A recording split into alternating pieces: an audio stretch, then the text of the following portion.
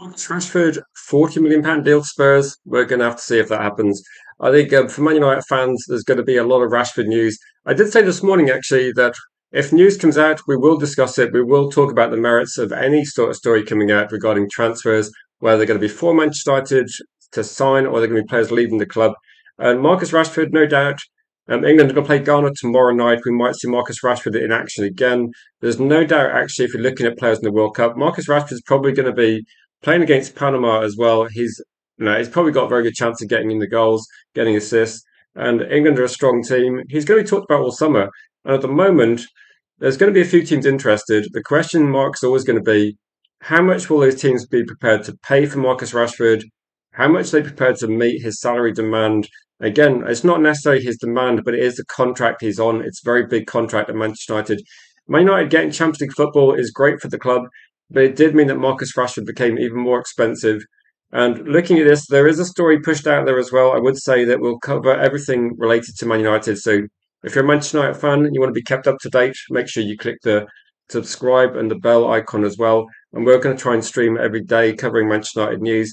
But this one is being put out there as well, saying that Marcus Rashford would be prepared to negotiate a lower salary, which I think is realistic as well. I think Marcus Rashford, he's going to be expecting a longer contract than the contract he's on, so no doubt he will be looking to maybe take a slightly lower pay, but probably get a bit of a longer term contract as well, which is not a surprise. Like Marcus Rashford doesn't want like a 1 or 2 year contract, does he? He wants a bit more guaranteed long term stability. And maybe I'm not going to say Spurs are a likely destination, but maybe this is the start of other clubs coming to the table, wondering whether they can actually get Marcus Rashford on the books. I still think that Marcus Rashford prefers a move abroad that's being talked about, but there are limited options of teams that can afford him. The most obvious is probably going to be Bayern Munich, if I'm guessing which teams could afford him. So I'll jump into the chat and we'll just revisit this in a second. But if I'm thinking of which clubs can afford Marcus Rashford, I just don't see a lot of clubs around Europe that can afford that. I'm kind of ruling out all of Serie A. I don't think he's going to go to Turkey. I think Bundesliga wise, it's only Bayern Munich. French league wise, Paris Saint-Germain have got a younger team. I don't see them going for him. Spain, I think Real Madrid have got enough quality up front. They might be looking for different players in their team. I just don't see lots of options. Unfortunately, the Premier League is where the money is. So if Man United want Marcus Rashford to go, it's probably going to have to be a Premier League team. With Barcelona off the table, it's probably going to be these sort of offers we hear. And maybe we might see Villa come back to the table. But this is a situation regarding Marcus Rashford. It's kind of Man United's doing really because we've given him a contract that's just a bit too big and it's made it difficult to move him on. So I'll jump into the chat and see what people are thinking regarding this one as well. Good to see you, Neil. Hope you're having a good day. I think the heat wave starts tomorrow, so people in the UK, we can have a restful day today probably. But big up to you, Bilal in the chat says he's not going to go to Barcelona. So now Barcelona seems to be game over, doesn't it? And I think Man United have now raised the price considering transfers are going up a little bit. So I'm not surprised we got this one. And Alex says Spurs seem to be paying money. Anything can happen.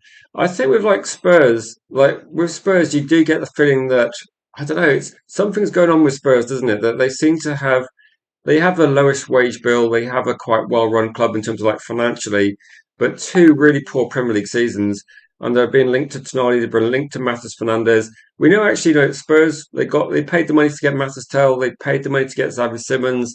They're a club that do seem to get deals done, and I don't know if Marcus Rashford thinks it's a club on the way up, which.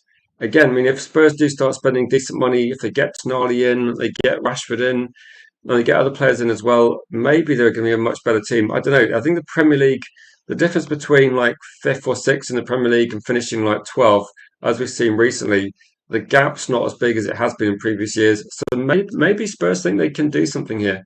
It's a bit of a strange one. Be up to you, Don, in the chat. Good to see you, Don. So I'll go through people's opinions, see what you think about this one. So you feel that Marcus Rashford is what is that? You think it's that they might come back? You think Barcelona might come back to the deal? Um, Maybe. I think a lot of people looking at where Rashford goes are probably trying to figure out where he fits into the team. And I think a lot of people, when you're looking at, say, Gordon, Anthony Gordon was linked to Barcelona, linked to Bayern Munich. I remember seeing his representatives in Munich for meetings there. And maybe Barcelona might come back to interested as well. I think Rashford's a more effective player than Gordon in terms of like if you want goals in your team, Marcus Rashford's going to be more effective. If you want someone that's going to be able to press and run and track, then Anthony Gordon is certainly an effective player at that. But in terms of like output and goals and assists, Rashford's going to be almost guaranteeing a certain level of those. Don said if Rashford stays in the Premier League, he thinks it's going to be Aston Villa. And maybe actually, I said Aston Villa might come back to the table. I think that might be a better option for Rashford for two reasons. One is going to be they're in the Champions League to start with, and there's no guarantee that Spurs can get back to the Champions League. So the Spurs is a bit of a risk. I think players going to Spurs, and if Tonali goes to Spurs, I would be a bit surprised. Given the age of Tonali and Marcus Rashford, I'm not sure if they want to waste like their prime years at Spurs trying to get back into the Champions League. So I think from a Spurs perspective, I think Marcus Rashford would be a very effective signing. The question I've got is that Rashford might go there if he hasn't got other options, but is it going to be Marcus Rashford's best possible option? I think that's why I find that a bit of a surprising one. But if Don's saying if he stays, it will be Aston Villa. I think Aston Villa represent maybe a better option. So, my guess is that yeah, Spurs are definitely, I'll say proactive. Spurs are definitely getting information out there that they're keen to buy players. And maybe there's a bit of a momentum towards Spurs. I just don't think that, given like Rashford's like, 28 years old, I don't think Spurs is going to be where he wants to sign the next contract because that's pretty much the last contract Rashford's going to sign, isn't it? After that, when he's over 30, I think it'll be difficult for him unless he takes a massive pay reduction. I think the positives about Aston Villa have got to be like the things you already mentioned. They're in the Champions League. They've, effectively with Aston Villa as well, can they match Rashford's salary? They got the Champions League money, so they probably can. If Rodgers is going to leave the club, which again looks like it might happen, Marcus Rashford, I think he goes in there. He's going to have a similar sort of output in terms of goals and assists from to replace someone like Rodgers, and it probably gives maybe Aston Villa a bit of profit as well. If you consider they might sell Rodgers for potentially, I don't know how much Rodgers would go for at the moment, but I've seen figures of like 80, 90, even higher than that. So if they make a very big profit on Rodgers, maybe Marcus Rashford is the sort of player they sign with the idea of trying to get Champions League football next season. And Emery's done a great job with the Villa squad. It might not be the worst option for Rashford. He gets Champions League football. Potentially, I'm not saying Rashford gets another deal after this because it feels a bit unlikely, but maybe that represents his best chance at actually getting a bigger club or a club that's capable of winning trophies. Aston Villa won the Europa League, so I'm not sure Rashford's going to be finding himself in a title-winning team. He won the Spanish league, but again, he's not a regular first-team player there. So I agree with Bilal. Actually, I don't think he's going to be going to Spurs. It seems to be the noisiest club at the moment, but at the moment, just put it this way: Spurs are linked to Tonali, they're linked to Matheus Fernandes, they're linked to Marcus Rashford. Do you think Spurs sign any of those players? Like Tonali's going to cost probably about 90 million, 100 million pounds as a minimum. We're probably looking like with Marcus Rashford, Man United want 40 million. The salary is going to be about 300k ish, and it might be they might try and get negotiation and lower that price. Maybe Spurs can get a lower salary in terms of Rashford if they're offering him extra years. So there is a bit of leeway with this one. I think Spurs could do with a player like Rashford. I think he fits there for sure. But and the other player, Matheus Fernandes, I think Matheus Fernandes would consider going to Spurs and maybe using Spurs as a stepping stone to a bigger club. He's still quite young, so Matheus Fernandes has got, for me, there's a less urgency. So I think that a few players looking at Spurs, if you're a young player coming up, like say Xavi Simons, you look at Matheus Fernandes, you look at Mathys Tel, for example. I think those players will see Spurs as a good option. Live in London, you're not in a title race, are you? But you might be raising your profile over the next couple of years and then maybe pushing for a big move somewhere else. So I think a lot of people will see it as a stepping stone regarding Spurs. Maybe it's a lower pressure situation as well. that could be a factor. Um, Welcome to chat, Rob. Good to see you, Rob. Hope you're having a good day as well. Big up to you, Tom, as well. Hope you're having a good day as well. Andy says you think it'll be a good move for both. Is this you think it'll be a good move for Rashford and a good move for? So where are Spurs getting the money from? Is a good question.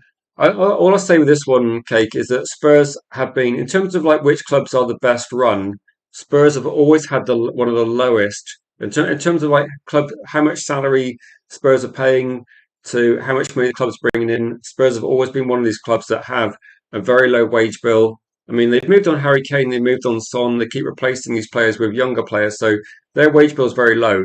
So I think that's what they're looking at, Cake. The transfer fees get spread over like 4 or 5 years, and the money they're paying per year in terms of salary for Spurs is quite low.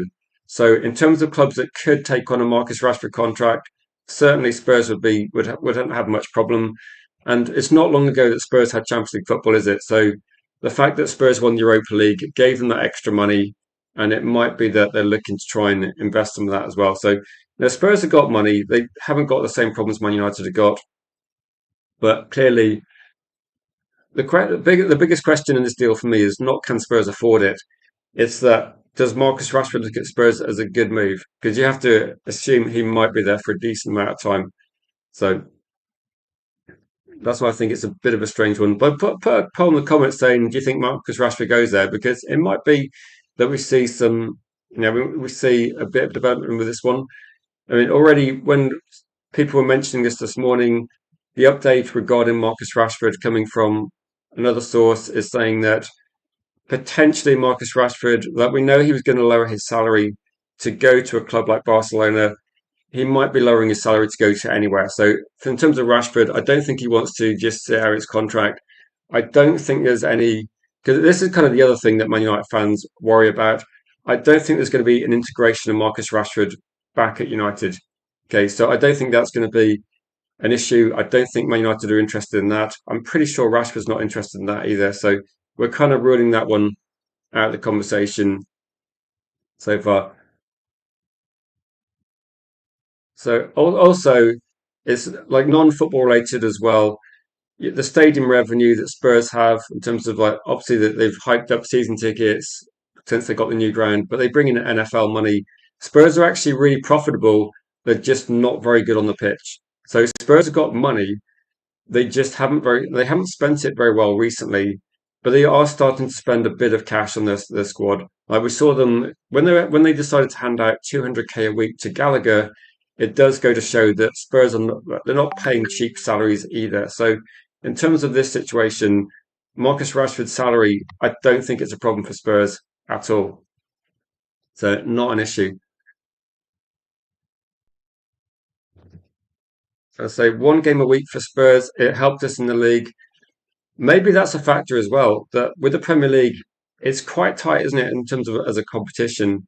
So in terms of this one game a week for Spurs, maybe they're looking at this as an option like for Spurs. Obviously, last season was a dreadful one for Spurs, but it could be as much as that. Like Man United went from 15th to third.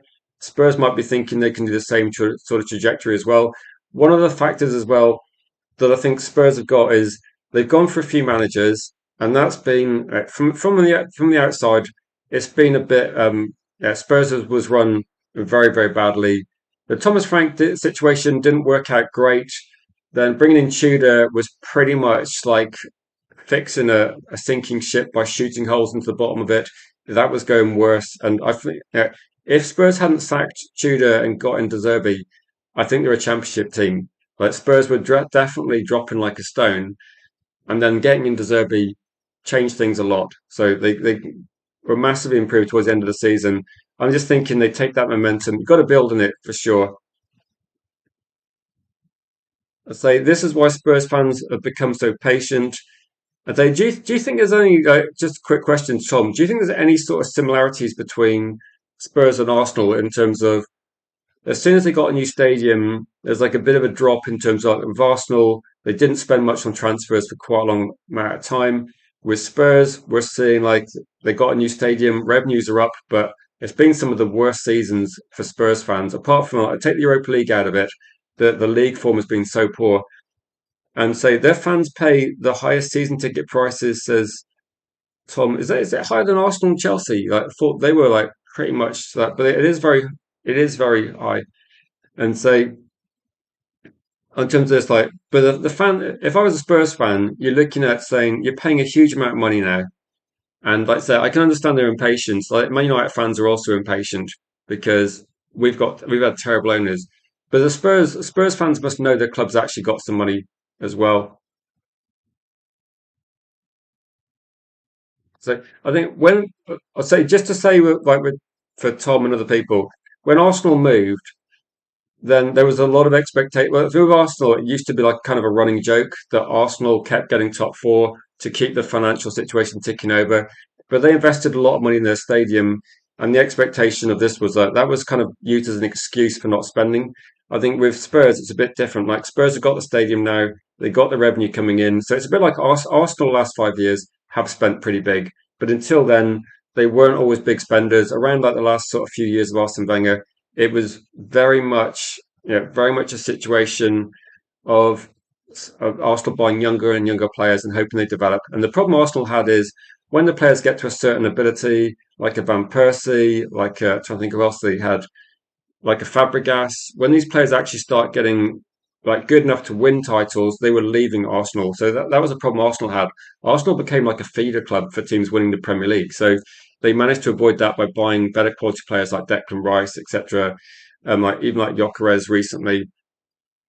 But no, so I think with Spurs fans, they're going to be expecting big money spent. There's money to spend there. Like Spurs are financially one of the better run clubs, so there's money to spend there.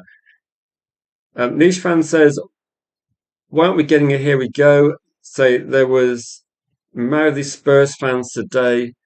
So to be honest, like, there's probably a lot of Spurs fans. They've been dreadful for years. Like forget about winning the European title they did. They were dreadful for years, Spurs, haven't they? So the Spurs fans are probably, I don't know, maybe the Spurs fans are starting to think that they're turning the corner. But at the moment, I just see a lot of hype around Spurs. I don't see, so I said as well, but there might be a lot of media hype saying Spurs are going to sign Matheus Fernandes, Spurs are going to sign Tonali, Spurs are going to sign Rashford, etc. Let's just see how many of these deals Spurs actually get done. Because at the moment, I remember last year, Spurs were linked to Semenyo, Spurs were linked to Mbeumo. I'm not sure if Spurs were linked to Cunha, but Spurs were linked to quite a few players. In the end, they got Xavi, who didn't do great. They got Mathys Tel, who pretty much, I forgot Mathys Tel was playing apart from, didn't he get a deflected goal recently? So, yeah, I don't know. I say by the weekend, yeah, maybe with Mathis Fernandez. I know Spurs are kind of like supposed to be linked, but I don't know. Spurs feel a little bit like Newcastle 12 months ago, where I'm not saying Spurs are desperate, but if Spurs start getting these deals over the line, then I think we'll have to have a different conversation. But at the moment, all the Spurs stuff seems to be lots of hype, and at the moment, Spurs hasn't signed any of these players. So maybe we're going to find out something in the next week. I know for so look at this. So all the Beyonce concerts and go karting does pay a lot for Spurs. Add the NFL into that mix. This is the reason why Spurs are able to spend, and this is kind of the reason why Manchester United want a new stadium.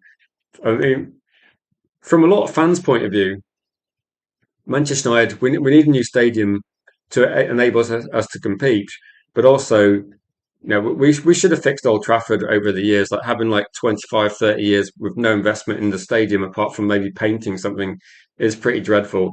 But it shows how far Man United have fallen.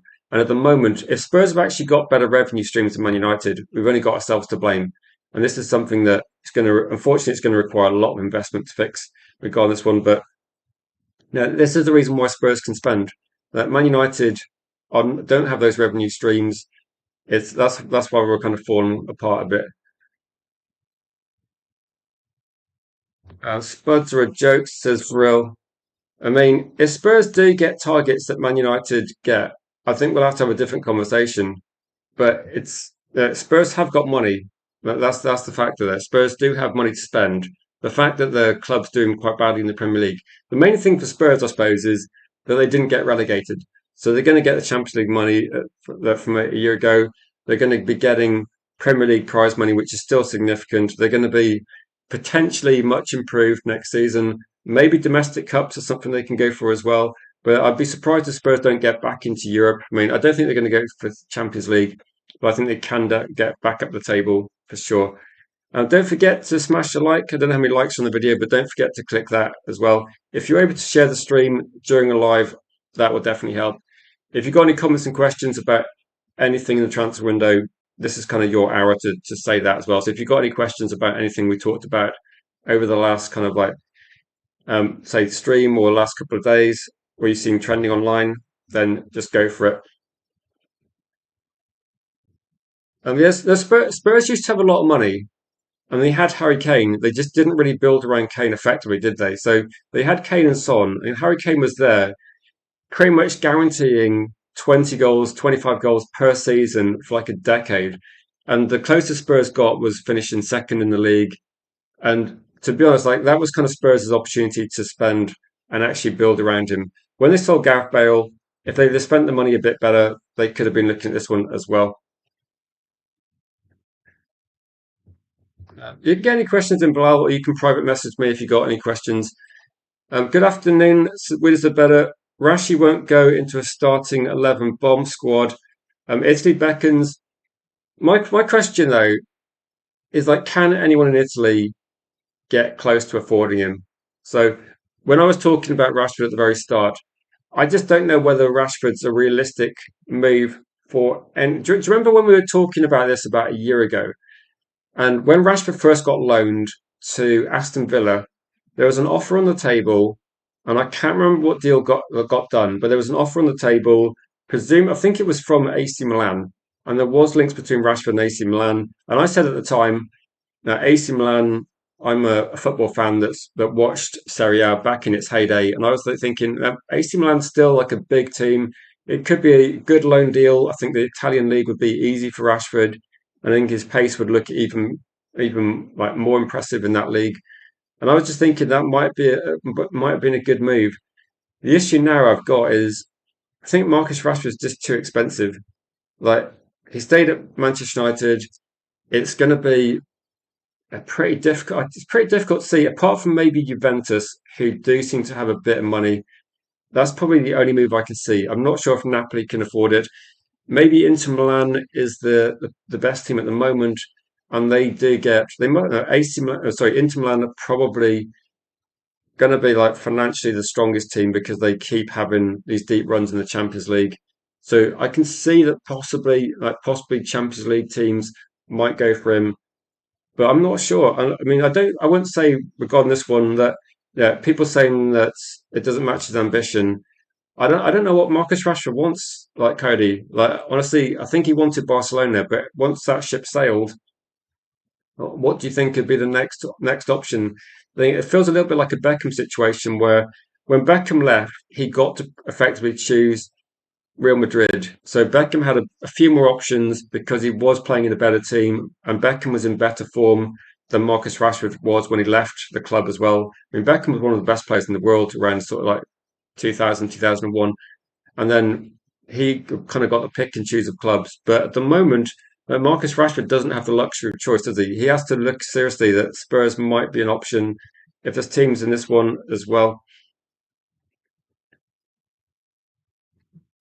So I could see I could see Bayern Munich being an interesting option as well. I'll have to work out how to do it, Bilal. So maybe I'll look on the link and see how it goes. If Rashford was on 200k a week, we would get 65 million for him. I think say 35 million sale offsets the extra 7.5 million a year salary. So it could be like when you look at a price of like 35 to 40, this is the difference between Gordon and Rashford. And it's like Rashford gets paid over 300k a week. Gordon, I don't know exactly what his salary was on Newcastle, but it was probably half of Rashford's salary. So you can see why the price would be quite a lot different. But in terms of this one, that an extra 150k a week, 7.5 million a year, you're going to have to lower that over 4 years, aren't you? So it does equate to like 30 million pounds less. So Man United might be hoping for 30. But, we agreed a deal with Barcelona for 26. So I'd imagine that Man United would be happy with like 35. They might put 40 there. Let's see what happens with that. But it might also mean that if Marcus Rashford's on 350k a week, for example, maybe he takes a pay cut of like 20% to get a longer deal, maybe slightly better contract because he might be, yeah, the age he's at, and maybe teams are looking at him on a 3 year deal thinking, actually, you can't amortize the deal over that amount of time. So I think for clubs looking to sign Marcus Rashford, because he's a bit older, they're not going to be giving him like a 5 or 6 year contract, are they? They're not going to want to give him that sort of deal. So maybe that means that the short term cost is quite expensive. Maybe if you're going to offer Marcus Rashford a 4 year contract, you still need Marcus Rashford to lower his salary demands a little bit, but it makes it a more complicated deal for sure. That's what I was thinking.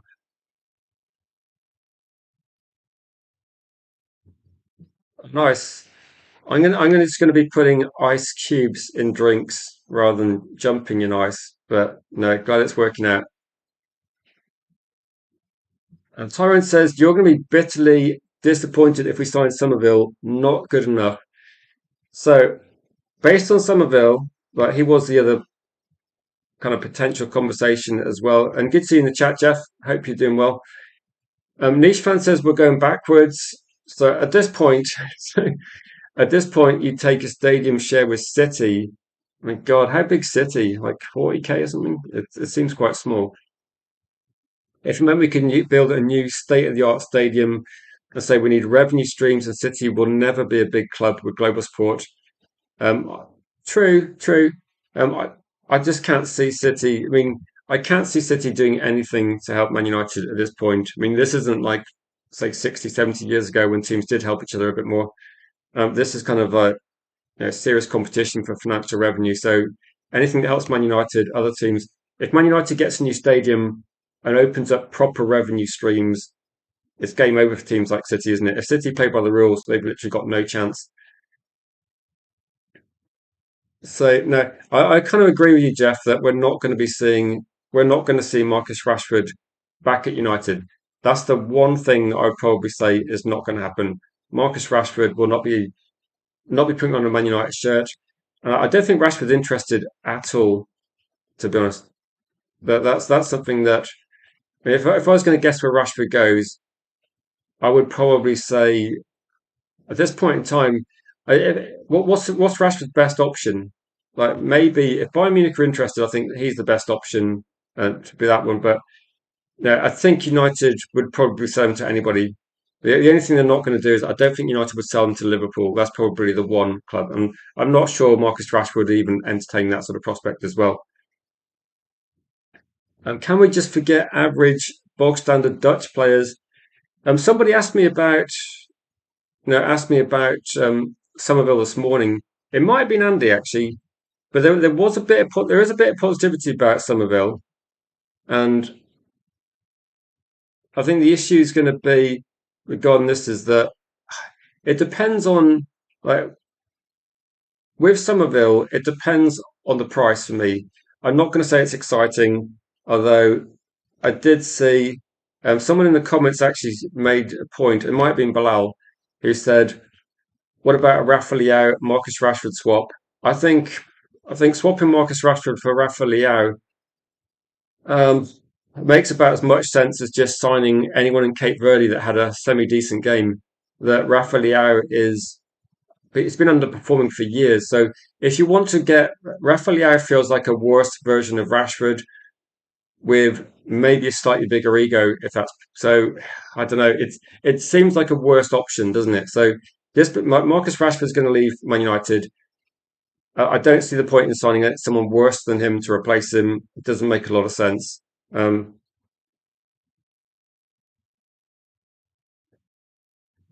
mean, ground share with City is one way of filling it, I guess, but to be honest, it's like way too small. Um,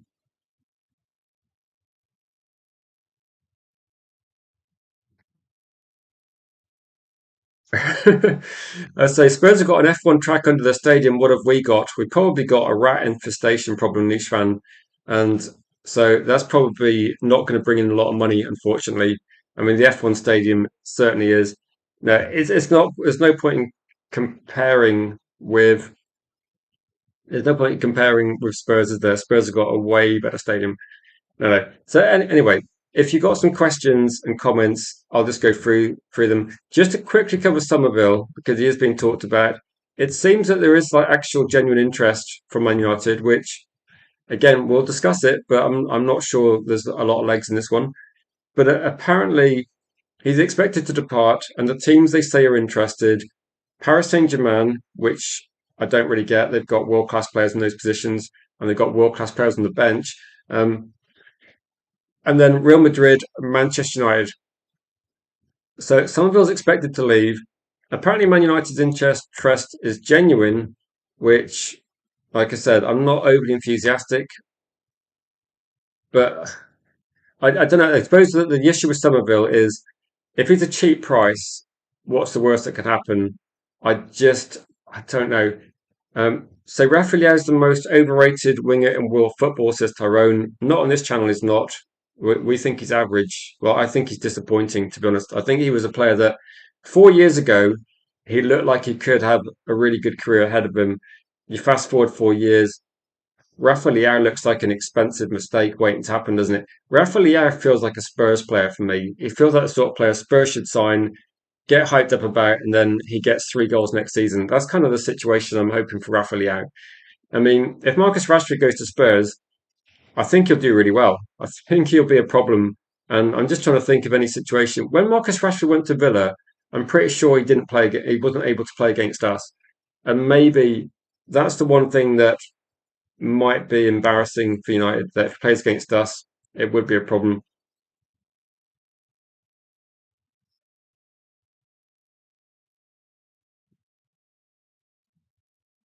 Uh, okay, so that's just for the certain players, they're set to do the business.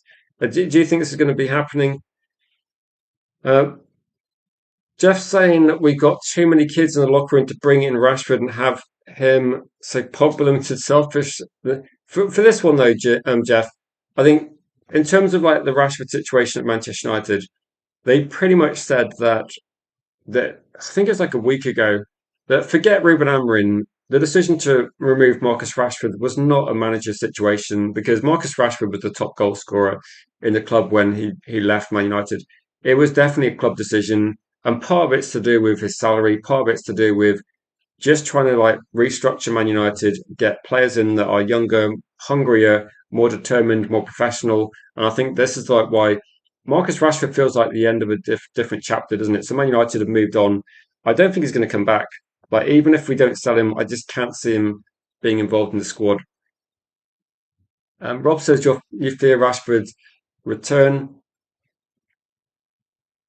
I don't think he's going to though. Because do you think Marcus Rashford's going to return? Because we talked about Marcus Rashford loads, and the club. I don't think the club have got any interest in bringing Rashford back.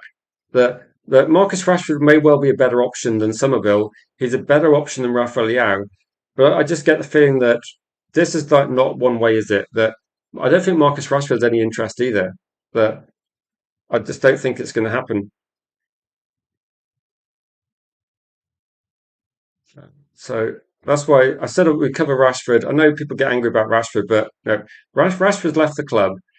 I just don't think he's going to return, Rob. I mean, if he does return, we can have a conversation then, but I just can't see how it happens. So you'd love Elise. Elise is potentially 220 million euros, isn't he? Like potentially you're going to have to pay a quarter of a billion to get Elise from out of Bayern Munich. It's just not going to happen, Tyrone. I didn't. I thought Elise was good, but I never saw Elise costing that amount. It's gone absolutely crazy. Which bit was that, Isabella? I'll just say all the things I was saying there. I think it's just that Man United side of it, Marcus Rashford side of it. I just don't think there's going to be any sort of. I don't think they're going to meet in the middle. I just think it's going to be that it's not going to happen at all.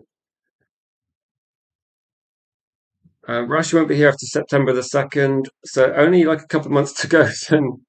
Big up to you, Jeff. Thank you for the super chat, Jeff. Massively appreciate that. I say checking out for work, but we'll be listening to it with all your legends comments. Now, big up to you, Jeff. Thank you for that. So Mark says you can't see Marcus Rashford back into the Premier League. And Wizardbet disagrees that Rashford would be a bad example to younger players. I would say that's an opinion that if you think Marcus Rashford would be a bad example to players, I don't think there's any indication that. I think the Marcus Rashford situation, I think it's pretty much Marcus Rashford in the club. I don't think that. I think a lot of players coming in. I don't know I don't think they're going to be influenced by other individuals at the club. I mean, hopefully with Man United, they're looking at good role models at the club. So I don't know. Is Marcus Rashford considered a bad influence on younger players? I'm not sure because when Marcus Rashford's at the club, he's he's I don't know. It's a tricky situation. I don't think Marcus Rashford made other players worse, but he's never going to be one that there's going to be sort of tracking back. He's just a different player to Gordon. If you want someone that's going to track back, run all day, you probably go for Gordon. Marcus Rashford is a different sort of player. So you like Diamonde in his first game against Costa Rica. Say poor first touch, other limitations. Say nowhere near 100 million price tag that's been mooted. Again, Liverpool are apparently supposed to have been what do you call it? I think with Diamonde, it seems that there's a lot. Does anyone else feel there's a lot of hype about lots of players that they haven't really proven they deserve the hype? So Diamonde, he's done well in the Bundesliga, but so did Sancho. I'm not saying that the same this one. I think with Diamonde, the only reason why you'd pay 90 million for Diamonde would be if you scouted him and you think there's no one better for that sort of money. It just feels a bit too expensive for me. So when I saw Diamonde, it's like Somerville watching the Netherlands versus Sweden, and I was watching that yesterday with my daughter. The Netherlands looked outstanding. If you watch a few games in isolation, some of these players are going to look world class, but it doesn't mean that they're going to work in the Premier League. The kind of the standard in international football is not necessarily going to be the same as the Premier League. So yeah, exactly. Somerville's been good in the World Cup, but I don't think it's the reason to sign Somerville either. That when Man United played against West Ham, I don't recall Somerville ripping the crap out of our defence. Like if you can remember that, I don't remember that. I remember difficult games against West Ham, but I don't remember Somerville racking up crazy numbers last season and destroying teams. So again, I think that I don't think there's lots of hype around Somerville, but I think the price has to be sensible. If West Ham are asking for big money, it's not for me. And also, I think Marcus Rashford is a lot better than Somerville and some other players as well. Andy, I think for some of it, I think with Marcus Rashford, I think it's like depends on how you interpret his comments. Andy says he's made his choice and was disrespectful to the club. Rashford accepting Spurs terms is highly unlikely, says Debasis. It depends. Like, I was surprised, genuinely, I was surprised by how much money Spurs were prepared to spend on on Gallagher. So if they're prepared to spend 200k on this one, now Marcus Rashford's like his personal life, he's done good things. I think that for whatever reason, I don't. No, I'm not one of the people. I was probably a couple of years ago. I was probably annoying people watching my channel by being too positive towards Marcus Rashford because I didn't get personally offended by things Marcus Rashford said, but a lot of other people did get angry. Um, I think at the moment, if you're just talking pure football, I think people got frustrated by Marcus Rashford in a few performances, but I think overall, like if Man United had Marcus Rashford coming through the academy now, given what we're doing and how the squad is, I think maybe things would have been a bit different.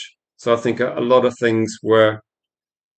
Yeah, there's a lot of issues on both sides, and maybe Marcus Rashford is actually more he's a bench player for this one. Somerville's an impact sub, says Don in Spain.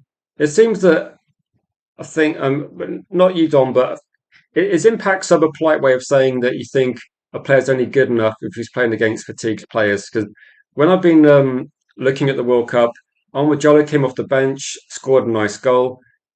But apart from that, like we know what the Premier League requires, you almost need to be on it from the first minute.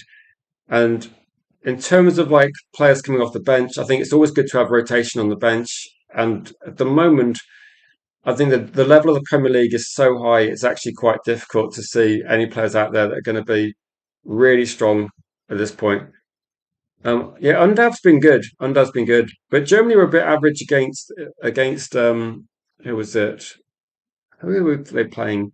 Ivory Coast, wasn't it? So no, I am quite aware of.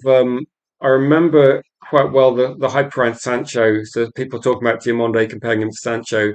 The difference is going to be obviously with like Sancho, he wasn't able to then translate that to Premier League form, and maybe there's an attitude behind the scenes, and maybe some other issues behind the scenes we're not aware of. But no, Diamonde for me would be a massive gamble, like 100 million euros for a player that's been good for a year in the Bundesliga. I don't know. It has like massive gamble written all over it. So I think that for me is going to be, yeah, a bit of a concern. Um, Andy said like Somerville would be a lot cheaper, wouldn't he? So I can see why he's been talked about. Just for me, I don't know. It's when I'm looking at these as well. So you got a mad bet. Mad bet. Is it mad? Let me check this. So Nakamura is your dark horse United pick for left wing. Is he the one that scored? Like, actually, I'm trying to think. Is he the one that put the ball across the box and they scored in the last game? Because I think he looks quite good. The only question I've got regarding Japan is in a sort of physical battle, are they going to be good enough? Like set pieces, attacking, defending. They look quite good in open play. I think they might be one of those teams that look really good in the group stage, but potentially when they come up against a big team, it's really difficult because for me, I love the World Cup, but I think the World Cup has been expanded so much that there is going to be a few one-sided games, and there's going to be a bit of hype around any player that has a good game as well, no matter who they're playing against. So, with that in mind, that could push prices up. I mean, unfortunately, I think we're seeing Agate still not looking good. I just think he's a poor player overall. I'm a bit concerned we're not going to get much money for him. And go for Darwin Nunes this summer, a real nuisance who would add pace and power to our attack. He actually, I think last night was a contributory factor in one pretty decent counter attack. Nice flick on. I think it was Darwin Nunes. Now, Darwin Nunes' positioning is very good. It's just his finishing, isn't it? That's a bit of a concern. I don't know. In terms of that one, I think he's just one of those players that cost too much and just wasn't able to live up to his Portuguese form for Liverpool. But no, it's not the worst option, but I don't know. It feels a bit like we're signing Liverpool rejects, doesn't it? Um, Andy agrees, though. He says better than Welbeck. You'd love Nico Paz at this club. Yeah, there's quite a few, quite a few.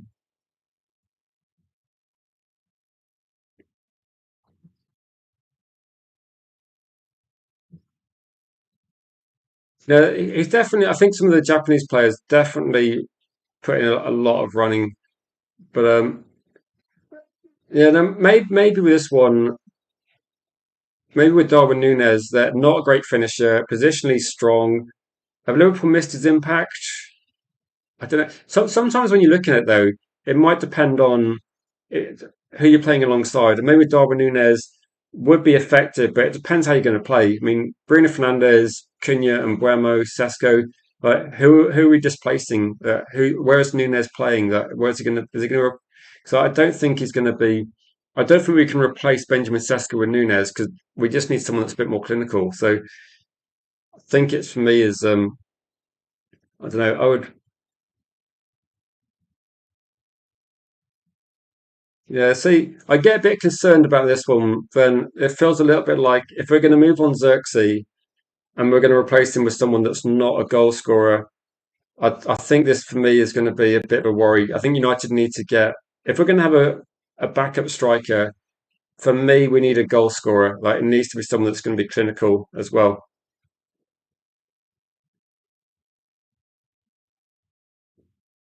So yeah, Darwin Núñez is a team player. I'd put him on the wing.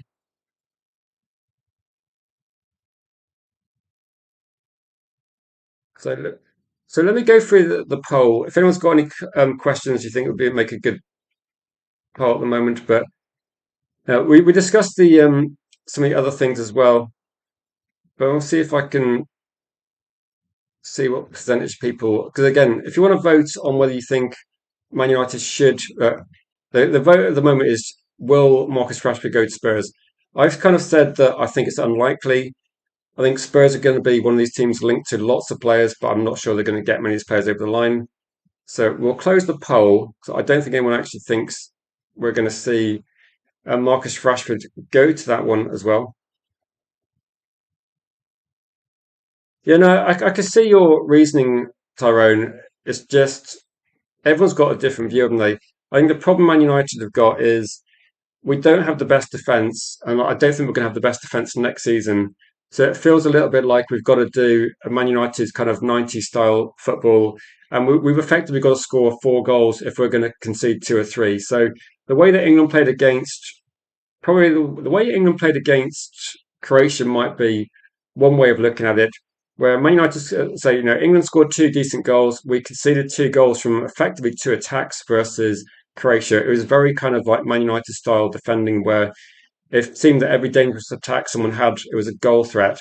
And I think with United next season, I'm just thinking that if we're not going to be fixing our defence, we just need to make sure that every person in an attacking position in the team has got to carry a goal threat. Like for me, Xerxes comes off the bench if Man United are winning. Like you don't bring Xerxes off the bench to get a goal. You bring Xerxes to hold the ball up to just kind of like help see the game out, but we don't bring him off to carry a goal threat. So I think if we're going to bring Darwin Núñez off the bench, what would we do? What would Darwin Núñez do? That I'm guessing from Tom, like Tom's not a fan either. Uh, I just can't see what he brings to Man United. I can see that kind of like this idea that he's good he's good. He opens up chances, but then you'd effectively, I suppose, if you're going to play him on the wing, then the question is, if you're playing on the wing and you've got Cunha and Buemo, Benjamin Sesko, then over the course of a season, Cunha and Buemo are expected to get a significant amount of chances and score into double figures. I think Darwin Núñez has got to do the same sort of thing. I mean, I'd be genuinely surprised if it happened, but I don't know. This is Man United, isn't it? So you never know what could happen. Yeah, it's like I said, Torrin, it's possible, but I just don't think it's the Man United sort of deal. Bringing Klopp is Klopp retired from management? I mean, he's probably getting better money from adverts at this point in time. No, I think that's going to be game over for that one.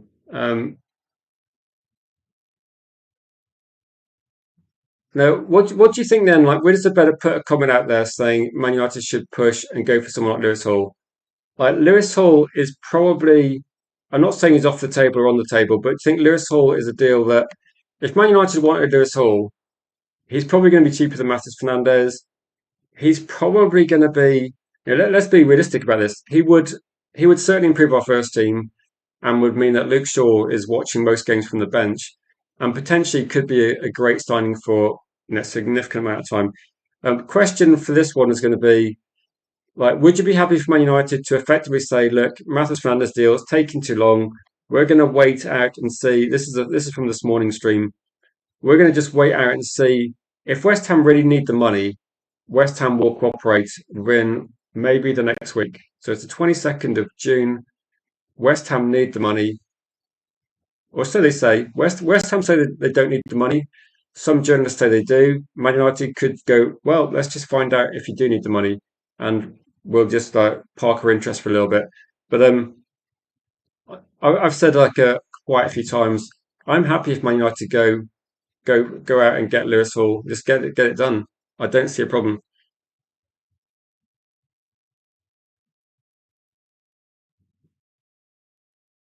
So yeah, I mean, is there any reason why Matheus Fernandes should be Matheus Fernandes doesn't feel like a generational talent we need to definitely waste all our time trying to get. Like, I think he's a good player, But if Man United went, right, we're not going to go for Matheus Fernandes, we're going to go for Boadi, or we're not going to go for Matheus Fernandes, we're going to get Alex Scott, or we're not going to go for Matheus Fernandes, we're going to get insert one of like 10 midfielders. I don't think it makes much difference. Like, no disrespect to Matheus Fernandes. Now, we're not talking about the next Wayne Rooney, are we? We're not talking about like a Vieira or a Roy Keane level player. We're talking about Matheus Fernandes, and he might be a very good player in a few years' time. I just don't see that there's not for me. There's not 80 million pounds worth of hype here. There is not enough to say that we should spend that sort of money on him. We should make West Ham an offer and stop pissing about if we think that there is an offer to be done. But why not go and get other deals done? Like, I don't see there being a problem with that one at all. Lewis Hall might be a difficult one to do, but I think Newcastle will sell at a certain price, and Man United could try and do that one as well.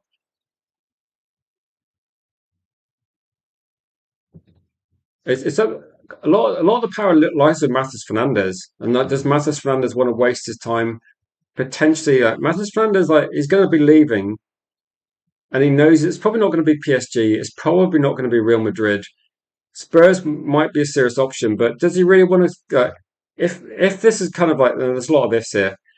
If Manchester United make an offer for Lewis Hall, and Spurs make an offer for Lewis Hall, but Spurs make a bigger offer, what is the point in going to Spurs?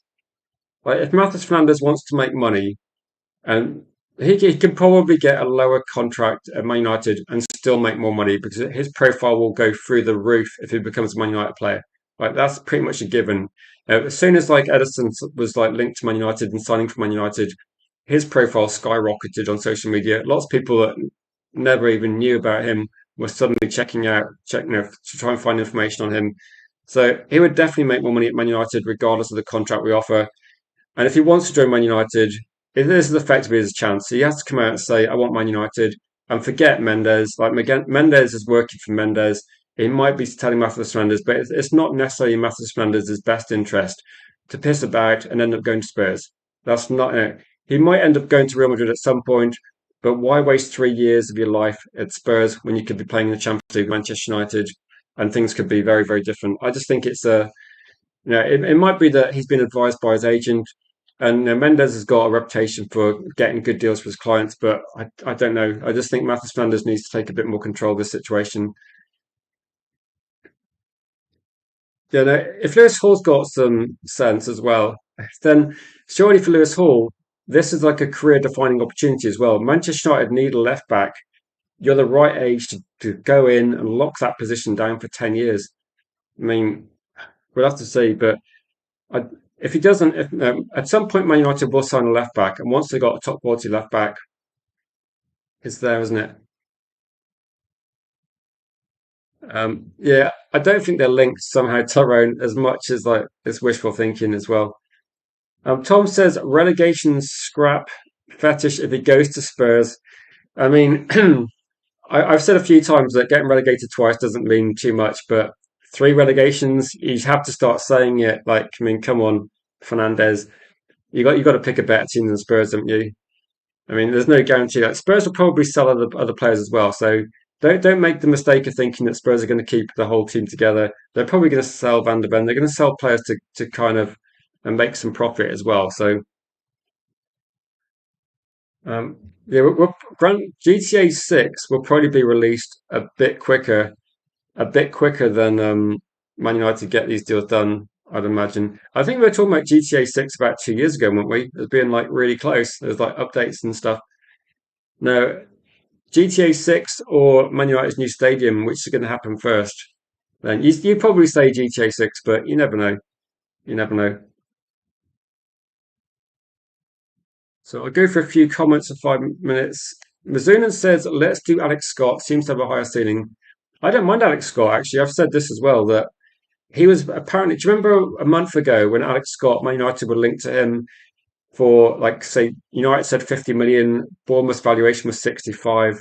Like, if we'd have done some deals in January, I said this in January, and obviously Man United didn't listen. But in January, we just said, look, get some deals. They're only going to get more expensive.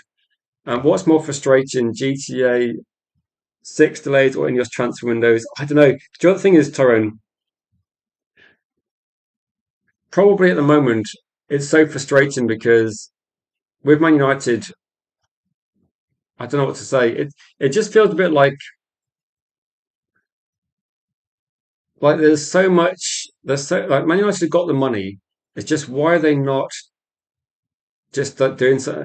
Even if the deal doesn't get done, why not get some sort of deal announced and agreed and then do that? So it feels a little bit like when I was trying to buy a house like years ago, and you save up a bit of a deposit, then you look at the estate agent window and go, shit, every house has gone up by like 50K. So then you save a bit more. You look at the estate agent and go, oh, this is ridiculous, and house prices just start like going up crazy. Okay, and it's the same with the transfer window. And the thing with Man United is transfers are never going to get cheaper. That any sort of transfer deal we don't get this summer, we have to get next summer, and they're just going to cost more. That there's like no indication that transfers are ever going to come down. So the question has to be at some point, United just need to take a stand and go, like, which players do we want? Which players transform our team? And then spend it on those. Like, if Man United genuinely think that Matheus Fernandes transforms their team, just spend the money. Like, that's all you have to do, just spend the money. If you think that Matheus Fernandes doesn't offer a lot more than Alex Scott, what are we wasting our time for as well? So delaying and coming back for Alex Scott makes him more expensive and reminds you of Fellaini. So this is like Man United have spent quite a lot of money over the years on some quite mediocre midfield players, and like we can talk about Fred had good attributes. Fred wasn't all bad. McTominay had good attributes. He came through the academy, so he was like free. Agate for me, I don't think I can't really bring myself to say Agate's got good qualities because I just do not see them in the Premier League. I think Agate potentially in a different league is a different player, but for me, Toby Collier was just as effective, and he was a player that we probably loan out to a Championship team. So I don't see there was any merit in that deal at all. Well, I think United just need to make a decision. If we think that Fernandez is a game changer, just go for it. So you're unfair towards Fellaini. Fellaini did okay. I mean, Fellaini didn't do anything different from what he was doing at Everton, but Man United should have just bought players around him. As a football channel, should we pivot towards Alex Scott now? So I start trying to find some information on Scott. There has been, I think it might have been Ben Jacobs said something yesterday. Apparently, I think I must have missed it. I obviously haven't been looking for Ben Jacobs kind of content, but he did list a few players. Apparently, Man United might be pivoting a few times as well.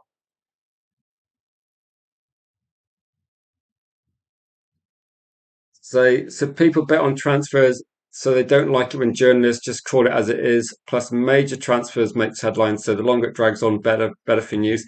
One of the things I think regarding the transfers this window that may be slightly different is I don't think Man United want a lot of information out in the mainstream, and a lot of the information out there where no matter what YouTube channel you watch, like I think people that claim to have secret information or different sources, like there's not a lot out there, and there's not going to be a lot of information. And what's happening is even Fabrizio's posting stuff that if you look at Fabrizio's comments, he keeps backtracking and then saying something alternative and different. He had a different view every hour, it seems. So he doesn't really know what's going on. And a lot of the stuff in the media comes from agents that use Man United or use Real Madrid to effectively put their client on the map. So the Matheus Fernandes interest is pretty serious, but it doesn't mean anything's going to happen. I hope that Man United do resolve this in a positive light. If we do see Matheus Fernandes, and hopefully it's not 80 million, because for me, if it is 80 million, it's a mistake. If something happens with Somerville, I'll probably be a bit more surprised because I think there's better options out there than Somerville. But it might be if the price is right. And again, Man United did do this with Bayern Munich, where at the time I remember on Red Devil United when I was talking about Somerville. No, not Somerville. When I was talking about De Ligt and Mazraoui, a lot of people said, "I don't know, Man United not going to do two deals from one club," and we did do that. So you never know. You never know. As we have options, so Scott Stiller Buardi would come 100%, 100%. I would say I'm kind of getting towards the mindset where I would say make a decision. Alex Scott, Stiller. Sangare, Buwadi. Pick two out of four and get those deals done.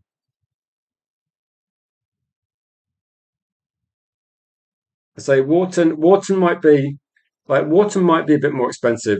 I mean, some of these players would come. Belieber would come, yeah, of course he would. Like Belieber's wanted to come for like a year, but whether he's the best option, I don't know.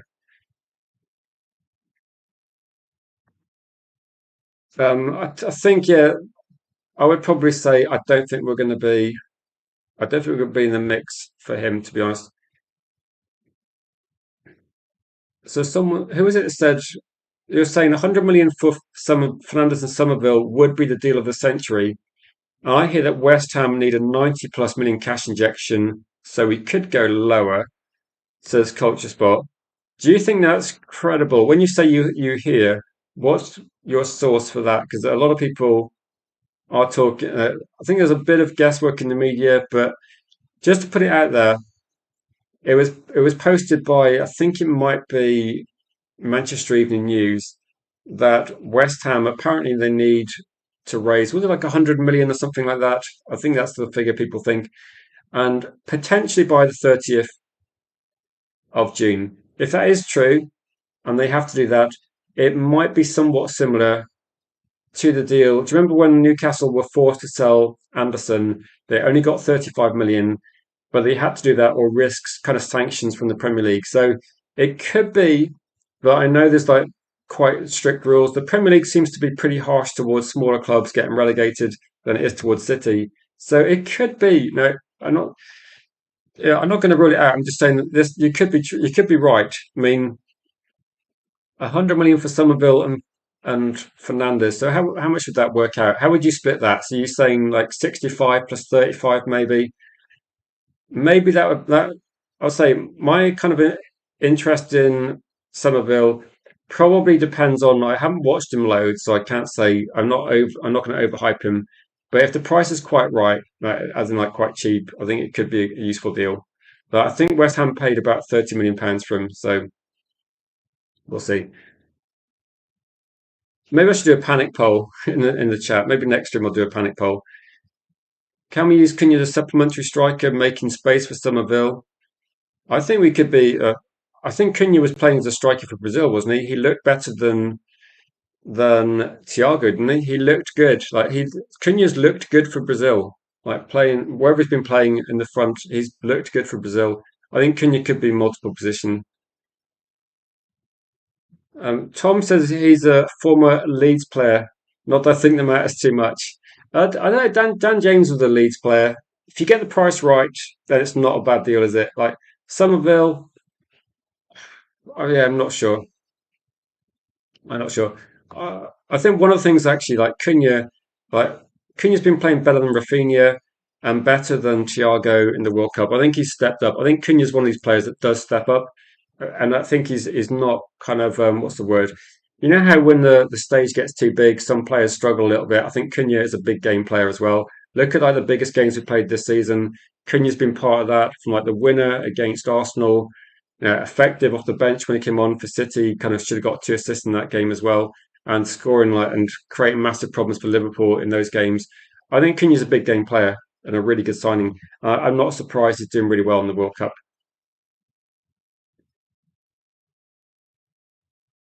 So I see Cunha as a starter more than Bremo and Armajallo. I think he's the best signing from last season as the outfield player.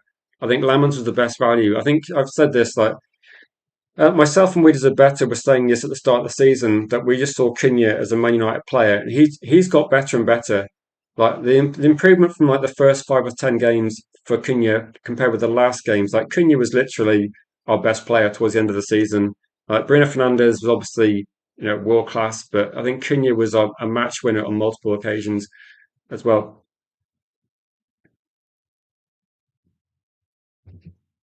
Where's the best saying you would strive hard to sign Mathis Mane as our say left attacking midfielder, centre attacking midfielder, everywhere attacking until he like develops and nails a position. He's potentially like not a bad deal either. So you're saying 30 million Worswood deal, 18 years old, great prospect. This for me seems to be. Do you remember the the lap situation at Ipswich, and I've seen Cunha linked a few times. And to be honest, I quite like that idea that when we're looking at options, and loads of people will go quite extreme, won't they? And they'll say that they'll go for like a Lewandowski, or I've heard people talk about Chris Wood, and I've heard people talking about Danny Welbeck.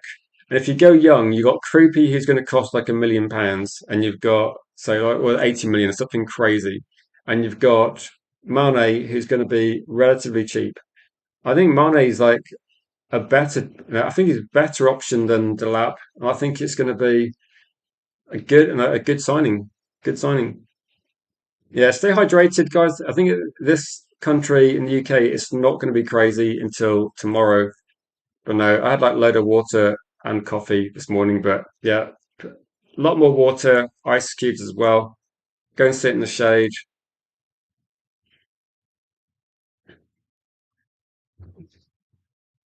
So, breaking news from Man United: they've announced the majority of the land required to build a new 100,000 seat stadium. So we just need to sack off the owners, get someone else in, and as part of maybe say it tomorrow. Bloody hell, that's been ridiculous. Torrens says you like Matheus Mane. Portuguese would be nice to see him come in alongside Matheus Fernandes. Yeah, with the Matheus Fernandes deal, I think he's a good football player. I think it's just frustrating how much the news is dragging, isn't it? So I just want to like an end to it and just see what happens.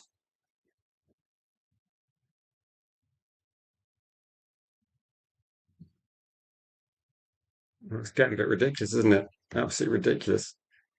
And don't forget to click the like if you haven't done so already. Try and get as many as possible. Also, if you're new to the channel, please subscribe.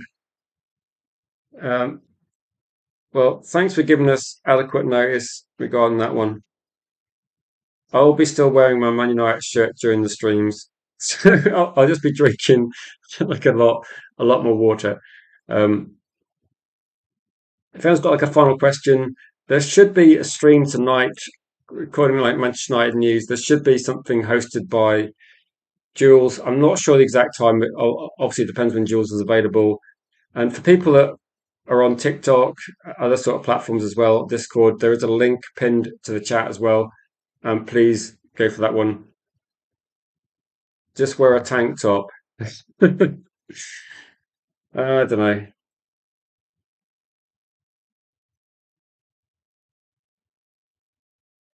To be honest, I kind of overheat in the house in winter because I live with obviously a couple of daughters, my wife, so I just find it too hot anyway. At this point in time, though, it's getting ridiculous. It's actually warmer. It's actually cooler outside than in some rooms in this house. I mean, I don't know why I've got the light on here, but I'll switch that off. Now, big up to you, Andy. Thanks for supporting the channel. For anybody that's a quick question as well.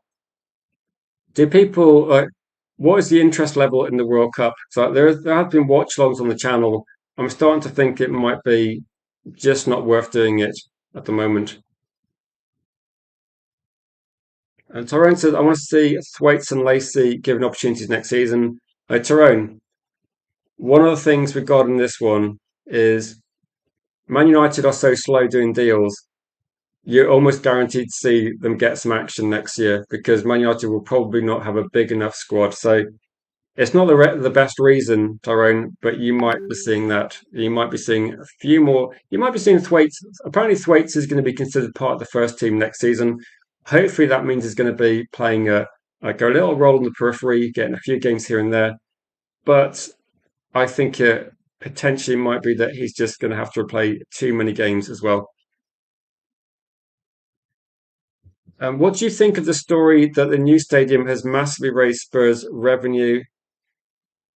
So I hear it's just a FFP loophole. Well, financial fair play is very different now, isn't it? So the rules that used to be governing the Premier League last season are completely different. Now the thing that actually what was I going to say? One of the things that is a different situation now is the amount clubs can spend determines on how much your club revenue is, how much you pay on salaries, transfers, etc. So Spurs' like revenue is it's bringing in like definite revenue, I don't think it's a loophole. I think with Spurs, you can put a lot of debt on the club, but their turnover is actually pretty high. So in terms of like running costs for Spurs, their stadium helps them a lot because it brings in a lot of money. So I think in terms of this one culture spot, if Man United get a big stadium and you look at the amount of money coming in, there's no doubt Man United can spend a lot of money. It's just about getting that stadium. And I think the stadium can be built with investors anyway. Like Man United is a big brand; they can definitely get significant investment in the club. I don't see it being a problem at all. I say because it's going to be like an 8 p.m. or 9 p.m. stream tonight. So yeah, I agree with you, Tyrone. I agree that there is kind of like a little bit of a mindset as well, or a bit of thought between some people that potentially we don't get enough signings that people think, and maybe there's an opportunity there for people coming through to take up that position. So for me, it's not ideal. I'd rather see Man United actually sign players we need for the first team, but there's opportunities there, isn't there? If players are looking at Man United and considering whether to move there, there's a lot of first team opportunities. And if Man United don't get the deals done, they need to get done. There's an opportunity for Thwaites. I'm looking forward to seeing that, and hopefully we find out something relatively soon.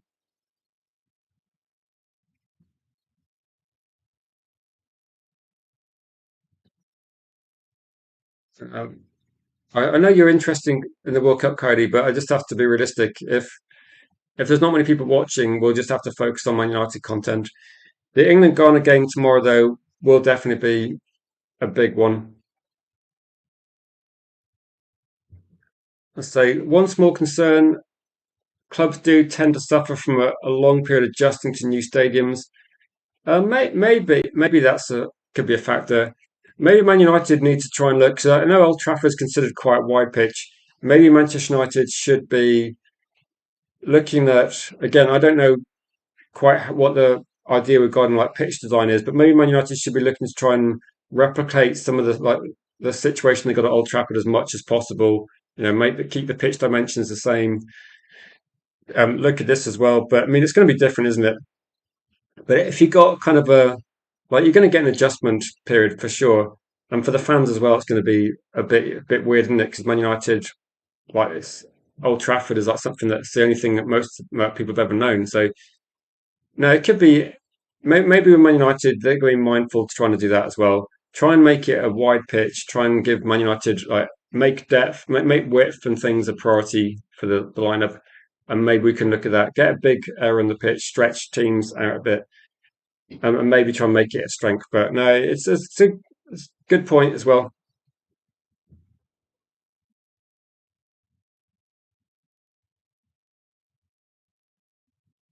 So why are they demolishing Old Trafford or changing locations? I think the extension of Old Trafford was considered too difficult because of its proximity to the must be train station is the reason. So I've gone to Old Trafford by train as well as by car in the past, and the train track I believe just runs so close to it. It was just considered too difficult to extend. I think that's the reason, Brill, but don't quote me on that one. I think it's just to try and get a stadium big enough. That's the reason why. I mean, I don't know. I mean, they're not going to be able to demolish the cricket ground, are they, next door to extend? And I think that's the only reason that you got main road one side, you got train tracks the other side. It's like a lot of older stadiums. It's just as there isn't the space. Like bigger stadiums tend to be built. Like Everton had to move. You see, like so I think other big stadiums like have had to move location. It's just difficult where you are to try and extend because stadiums have got roads and streets on. Like I used to walk past Bramall Lane, and that's literally like rows of houses, so you can't extend it. I believe Liverpool might was it Liverpool or Everton? I thought there was like some compulsory buying of like houses and businesses nearby to demolish to extend. So I think with United, it's just difficult. Either you kind of like level some businesses, or you just try and use some waste ground. It's just difficult though. Who said Doku was a disgrace for leaving the World Cup for his baby? To be honest, Tyrone, people that wrote that, I just disagree with them. That it's like one of these things, isn't it? That I don't know what to say about this because it was Father's Day yesterday. I didn't stream. I watched a match of football with my daughter, and we watched a film. I think docu, like representing your country, is a massive thing. Like it's a massive thing for docu. But having a baby born is a once in a lifetime thing that, and it's a for me, it's more important. But I think fair play to docu.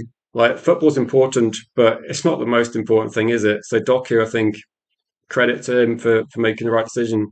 I think Doku will look back on this and probably say he made the right decision. He can still come back and play in the World Cup. I just don't see that being a problem at all. So again, people can disagree, but it's not a story, is it? I mean, the heading should be Doku leaves the World Cup because something more important came up. That's literally it, isn't it? So life doesn't stop for the World Cup. I think fair play, Doku, good decision.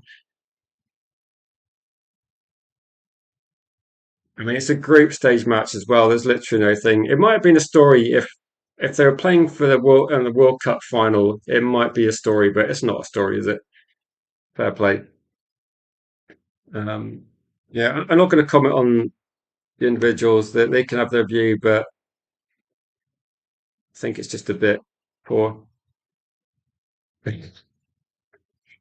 That no comment on this one.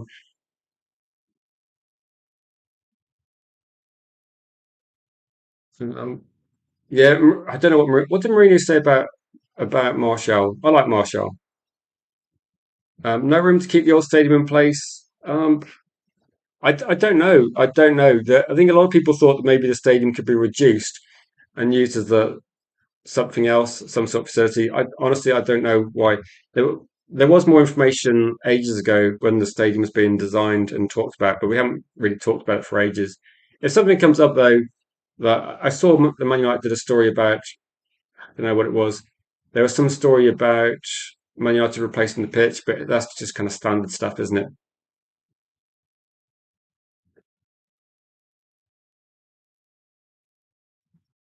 Yeah, no, I was about to finish, but the live stream tonight about 8 or 9 p.m. start time, I believe. But we'll see. Geoff was quite keen to do a watch long, but I'm not sure it's worth doing one tonight. So we'll see. But in terms of other stuff on the channel, if you're new and want to support the channel, please subscribe. Sharing is the only way Man United sort of United TV is going to grow. So please try and do that if you can. And we'll be back live tonight. We're trying to do 2 streams a day, but to be honest, if there's less information and people aren't that interested in getting involved in the chat, then we might cut back down to one. But we might try 2 streams for a few days to see how it goes as well. But then, guys, yeah, I don't think we're probably not going to see a new stadium before we sign a player. So we'll talk about football signings if possible in the next couple of streams. But until then, enjoy the World Cup. Who's playing tonight? Says Tyrone. I think France are going to be beating Iraq later on, Tyrone. So it might be worth watching for more Mbappe goals. I'm not sure what the earlier kickoff is in terms of that. I'm getting a bit World Cupped out a little bit. There's a bit too many games. I'm looking forward to tomorrow as well.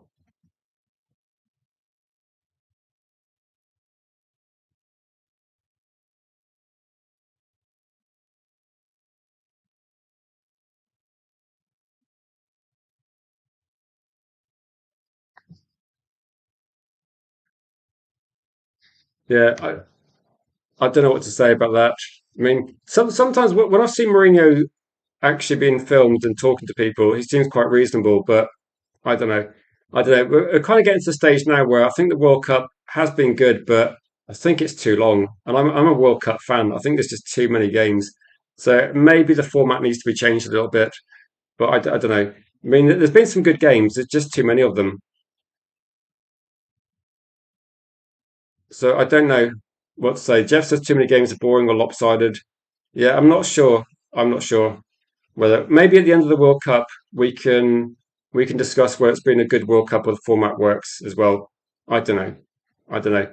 I think once it gets to knockout stage though, it'll get a lot more exciting and then there's going to be a bit more jeopardy. But again, it's like any competition. As soon as it becomes knockout stage, it's like the Champions League. As soon as the jeopardy matches are more exciting, and maybe the transfer window will be the same. Maybe as soon as things happen, it'll get a bit more exciting. Who knows? And then, guys, thank you for watching. Big thanks to Jeff for the super chat. Thanks to everybody that's a subscribed member of the channel as well. Thank you for people that are channel members and moderators. Thanks for doing a great job as well. And thanks for sorting out some issues over the last few days regarding certain accounts which need to be removed. So thank you for doing that. Big appreciation from myself. 60 teams, 64, I think, works. Mathematically, 64 works because the only thing I can think of, there's way too many games in the World Cup. But if there's 64 teams, at least in the group stage, two get eliminated. So there will be a bit more jeopardy in most matches. So from that perspective, I think it might be better. But otherwise, yeah, for me, it's a bit long. So Mourinho was not moved by the explanation. Fined Martial 2 weeks' wages, totaling 108k for going AWOL from the tour. Yeah, I think with this one that I think when people talk about being harsh on players, I mean, I think there's something to be said about the team spirit Man United have got as well. And I think that Michael Carrick's getting the best out of the players. So hopefully, with that in mind, we continue along this sort of situation because that's really poor, isn't it? That's pretty disappointing to see. But yeah, no, good record. But I mean, sometimes he's a dick, isn't he? I mean, I wanted him as Man United manager when Alex Ferguson retired, but some of the things he does. I mean, there's a reason why Mourinho doesn't stick around too long. Like even like Alex Ferguson was harsh, but Alex Ferguson wasn't massive dick a lot of time, was he? He did have the players' best interests at heart a lot of time. Anyway, guys, thank you for watching. Appreciate that. Family comes first, as always. With a better 100%. And we will see you guys later tonight. Until then, have a great rest of your day. Stay safe if you're in a hot zone. It's becoming like a bit warmer here, but tomorrow and Thursday are going to be actually no, Wednesday and Thursday are going to be ridiculous days in the UK, I think. So stay safe where you are. Drink lots of water. Look after people that are vulnerable. And we will catch you guys in the next stream.